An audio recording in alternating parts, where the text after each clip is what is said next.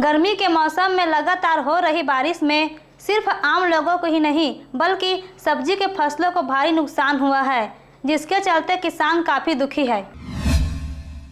इन दिनों मौसम में बदलाव के चलते अचानक हो रही बारिश के कारण टमाटर की खेती करने वाले किसानों को काफ़ी नुकसान हो रहा है।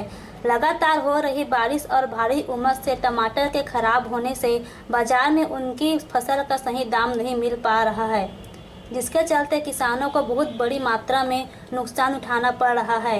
जबकि मौसम विभाग की माने तो 2 से 3 दिन और बारिश होने की संभावना बताई जा रही है। पूरा टमाटर पूरा जड़ भुंजा गया, पूरा खराब हो गया। पूरा टमाटर है जो बीजक वसूल नहीं हो है, फायदा नहीं है। जब गाड़ी में लेके लावे पूरा महीना घर भर के पूरा भीड़े हैं, लाइन के दे दे होती करबे का करबे समस्या। इमा तो हमला नुकसान ही दिख रहा है और फायदा का नाम लेगा अभी कहीं तो मार्केट में तो 1 रुपया से 1.5 रुपये किलो भाग रहा है। का चीज़ है?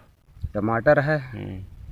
तो हमने में फायदा नहीं दिख रहा है, घाटे ही घाटा आ रहा है। कैमरामैन विवेक के साथ वीरेंद्र बांधड़े की रिपोर्ट।